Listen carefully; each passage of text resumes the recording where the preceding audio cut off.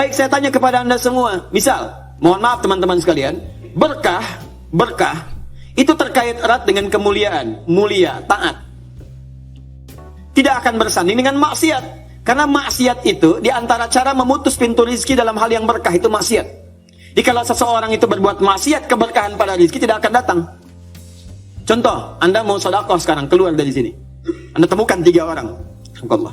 Dia layak kelihatan dari jauh menerima sedekah dari Anda. Sudah Anda siapkan nih 3 juta bahkan. Ya, untuk 3 orang itu. Begitu mau Anda berikan dari jauh kelihatan duduk, begitu sudah dekat sedang main kartu begini. Tak, tak, tak. Wah, saya menang. Tidak, kamu kurang, dan seterusnya. Pertanyaan saya, jadi nggak antum sedekah? Tidak, karena maksiat itu menghambat keberkahan dari rizki yang diturunkan.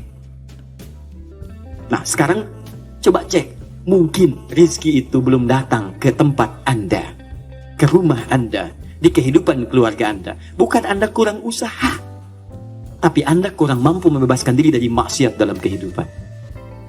Ini poinnya. Maka dari itu ketika Anda istighfar astagfirullah, jangan cuma kosong di lisan. Kalau cuma seperti itu, balita yang umur usia 5 tahun misalnya, 5 tahun, balita 5 tahun ajarin istighfar juga. Padahal dia belum mendapatkan hisab. Anak usia 5 tahun belum balik, ajarin istighfar. Pas pada sholat, astagfirullah. Apa yang mau diampuni? Dosanya nggak dicatat. Ya, orang yang kurang akalnya misalnya, terganggu akalnya, itu bisa istighfar juga sambil ketawain Anda malah. Astagfirullah. Loh. Tapi apa beda istighfar dia dengan Anda? Karena ketika dia istighfar nggak berpengaruh pada dirinya. Karena diangkat penanya. Rufi'al qalam an thalathatin. Di antaranya anil majnuni hatta yufiqa. Dari orang terganggu syarat sampai sadar lagi. Nah, kita yang sadar ini saat ini, maka ketika Anda mengucapkan kalimat astagfirullah, kata para ulama sambil diingat, itu Anda berbuat dosa apa sampai mengucapkan ini? Sampai minta ampun kepada Allah. Dosa apa yang diperbuat? Maka kalau ingin latihan, coba urutkan dosa dari ujung kepala sampai ujung kaki. Salat yang pertama subuh misalnya, ya jangan terlalu banyak dulu. Untuk dosa mata misalnya, astagfirullah, ingat-ingat mata salah apa. Jangan-jangan setiap pandangan yang Anda lakukan itu belum melahirkan keberkahan. Alhamdulillah. Bisa nggak pandangannya berkah? Ada ayatnya di Quran. Ada orang-orang yang dimuliakan oleh Allah sampai disebut kuat iman. Orang yang kuat iman, yang pandangannya itu berkah. Setiap memandang berkah. Bahkan saking berkahnya nyaman dia dalam kehidupannya. Ya, itu ada di Quran surah ke-24, punya cahaya dia. Ayat 30 sampai 31. 30 untuk laki-laki, 31 untuk perempuan.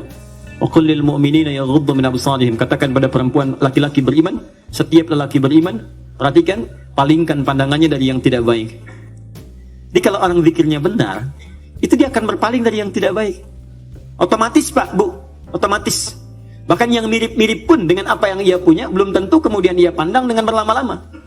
Ya, misal sendal nih, pulang dari sini, melihat sendal, Anda lupa dengan sendal Anda. Begitu Anda lupa, lihat sendal yang mirip dengan sendal Anda, itu nggak akan langsung ditunjuk. Kayaknya yang itu tuh Pak, yang itu Pak, mana ini? Iya betul. Sebentar Pak, sebentar saya pastikan dulu, barangkali bukan punya saya. Oh memang bukan punya saya Pak yang ini. Terus punya Bapak yang mana? Oh, saya baru ingat kesini nggak pakai sendal Pak. Ya. Jadi teman-teman sekalian, itu pandangan. Coba berapa kali dalam sehari memandang yang tidak benar? TV, handphone, gambar-gambar, itu kan? Dan seterusnya, baru keluar, memandang dengan cara yang tidak layak. Sama perempuan juga begitu, bukan kayak 31 untuk perempuan. Wa qul lil mu'minati yaghdudna min absarihinna. Katakan pada perempuan-perempuan yang beriman. Awas hati-hati, perempuan-perempuan yang beriman. Artinya kalau pandangan nggak dijaga, menunjukkan imannya lemah. Ya, berapa kali ibu banyak memandang hal-hal yang tidak benar. Ya, berapa kali pandangannya melahirkan nafsu. Pandangan di mall dibawa sampai ke rumah. Ya, Papa tahu nggak tadi tuh ada tas bagus banget tuh, pandangan di mall. Dibawa ke rumah. Baik, gak apa-apa mah, itu bagus. Tapi tas yang sekarang mengantarkan mama ke surga insya Allah. Baik. Tapi kan Pak, kalau bawa tas itu ke surga lebih bagus lagi. Pokoknya ada aja lah. Udah. Dah sini. Nah, jadi ketika Anda istighfar, sambil diingat dosanya. Astagfirullah, mata. Terus masuk ke lisan, astagfirullah ya Allah. Mungkin dengan lisan ini, maaf orang tua saya pernah menangis. Dengan lisan ini pasangan saya pernah bersedih. Dengan lisan ini tetangga saya pernah kabur dari saya. Dengan lisan ini anak saya pernah menjerit. Dengan lisan ini, ya Allah, barangkali itu yang menghambat keberkahan dalam kehidupan saya. Astagfirullah, astagfirullah, astagfirullah. Setelah itu dosa Anda, setelah tuntas sampai dengan ujung kaki, dosa Anda pada orang tua. Suami kepada istri, istri kepada suami. Bagaimana kadang-kadang tidak baik dalam kehidupan rumah tangga, kepada anak-anak, kepada tetangga. Barangkali, mohon maaf, hal-hal itu yang menghambat pintu kemuliaan dalam bahkan urusan dunia ini yang belum turun. Nah, kalau sudah semua sekat dibuka, semua akan turun. Masih ingat tadi? Lihat, di Quran surah 3 ayat 133. Teman-teman masih ingat tidak? Surga yang ahli istighfar ini disediakan untuk orang apa? Takwa kan?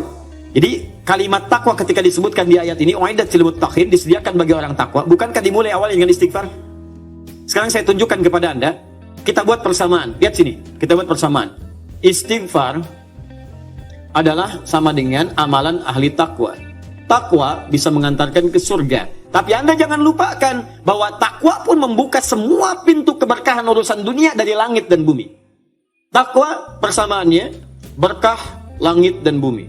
Dari mana mendapatkan persamaan ini? Di Quran surah ke-7, teman-teman sekalian, ayat 96. Walau anna ahlal qura amanu wattaqau la fatahna 'alaihim barakatin minas sama'i wal ardh. Kalaulah kemudian ada orang-orang beriman, ahli takwa, bertakwa kepada Allah, bahkan satu komplek bertakwa, satu kampung bertakwa, kami buka semua pintu keberkahan di langit dan di bumi. Semua pintu keberkahan. Jadi kalau Allah sudah buka, dari manapun dan dimanapun Anda beraktivitas, akan mudah dan nyaman Anda beraktivitas. Di rumah pintu berkah dibuka, nyaman. Di kantor dibuka, nyaman. Di kehidupan sosial dibuka, nyaman. Jadi kalau orang rajin istighfar, astagfirullah, astagfirullah, astagfirullah, maka Masya Allah, dahsyat sekali hasilnya.